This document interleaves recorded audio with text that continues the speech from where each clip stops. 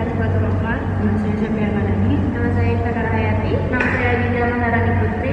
Di sini kami akan menjelaskan tentang perpajakan, buku mengenal dan memahami peraturan perpajakan yang berlaku di Indonesia. Materinya di bab 9, 10, dan 11. Mari kita simak video. Assalamualaikum warahmatullahi wabarakatuh. Perkenalkan, saya Siti Latifah Rahma. Saya di sini akan menjelaskan bab 10 yang berjudul pajak dibayar di muka. Apa itu pajak dibayar di muka? Pajak dibayar di muka merupakan aset bagi wajib pajak. Pajak dibayar di muka terjadi melalui pemotongan atau pemungutan oleh pihak pajak sendiri. Pajak dibayar di muka terdiri atas PPh 22, PPh 23, PPh 24, PPh 25, PPh kurang bayar atau lebih bayar, dan PPN masukan.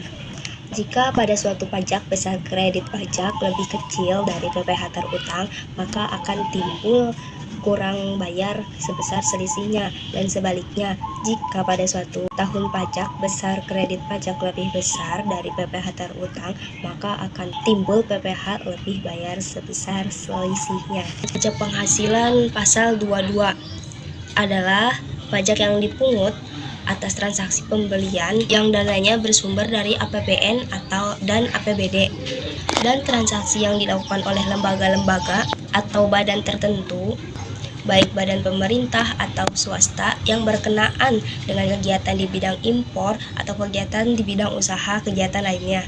Dalam PPh pasal 22 ini menggunakan istilah pemungutan karena merujuk pada pengenaan pajak atas potensi penghasilan dalam suatu transaksi tertentu, seperti transaksi impor barang dan sebagainya.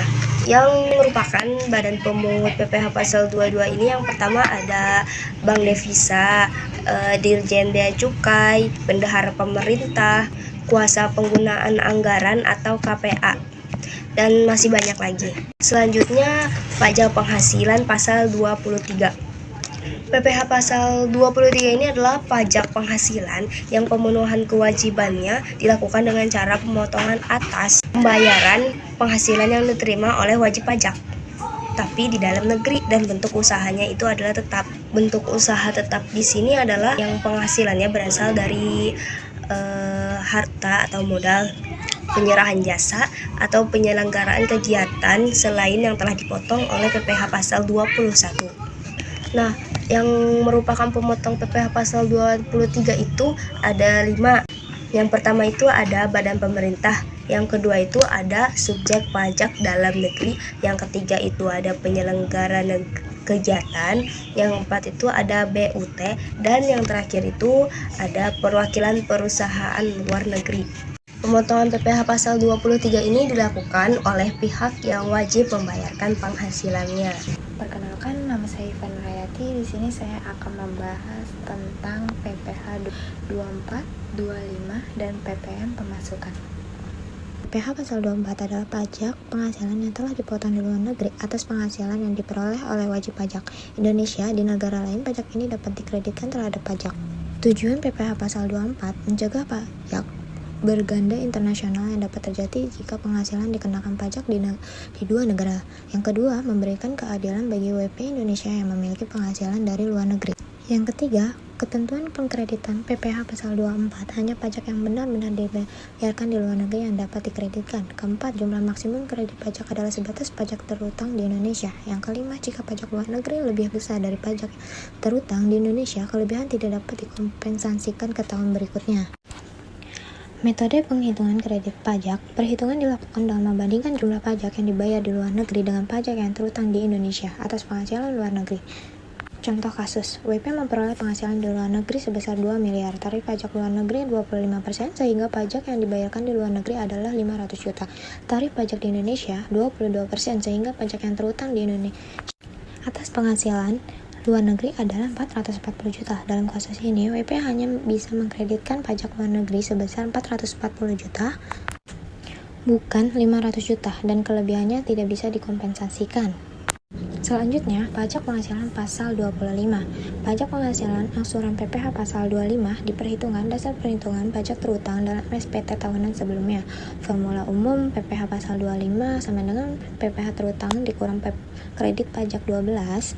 PPh pasal 25 sama dengan 12 PPh terutang dikurang kredit pajak.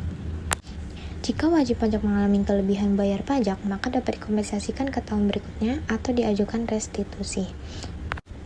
Kompensasi kerugian fiskal dapat dikompensasikan selama maksimal 5 tahun berturut-turut. Harus didasarkan pada laporan SPT tahunan yang sah. Jika dalam tahunan pajak tertentu wajib pajak mengalami keuntungan, maka kompensasi kerugian dapat mengurangi laba kena pajak tahunan tersebut. Yang ketiga, penyesuaian angsuran PPh pasal 25. Jika dalam tahun berjalan, wajib pajak mengalami perubahan signifikan dalam penghasilan, wajib pajak dapat mengajukan permohonan penyesuaian angsuran PPh pasal 25 ke DJP. Ketetapan pajak yang mengubah pajak terutang, maka perhitungan angsuran harus disesuaikan. Contoh perhitungan dalam dokumen menunjukkan bagaimana wajib pajak dapat menghitung kembali angsuran pajak jika terdapat perubahan penghasilan atau SKP baru. Yang keempat, ilustrasi perhitungan pajak. Dokumen menyertakan contoh perhitungan dalam berbagai skenario. Misalnya pertama, kasus kelebihan bayar, bagaimana kompensasi ke tahun berikutnya. Yang kedua, kasus kekurangan bayar, cara menghitung asuransi tambahan. Yang ketiga, pengaruh SKP. Jika ada perubahan pajak akibat pemeriksaan, bagaimana wajib pajak harus menyesuaikan angsuran PPh 25. Yang keempat, PPh untuk perusahaan multinasional, bagaimana menghitung pajak bagi perusahaan yang memiliki penghasilan dari dalam negeri dan luar negeri. Selanjutnya saya akan menjelaskan tentang PPh kurang bayar atau lebih bayar. PPh terutang dihitung dengan mengalihkan tarif PPh pasal 17 terhadap penghasilan kena pajak atau PHKP. Sebelum dikalikan dengan tarif PPh, jumlah PHKP terlebih dahulu dibulatkan ke bawah dalam ribuan rupiah penuh, sesuai dengan pasal 17 ayat 4 Undang-Undang PPh nomor 36 tahun 2008. Nah, di sini ada rumusnya. PPh terutang sama dengan PHKP dikalikan tarif PPh.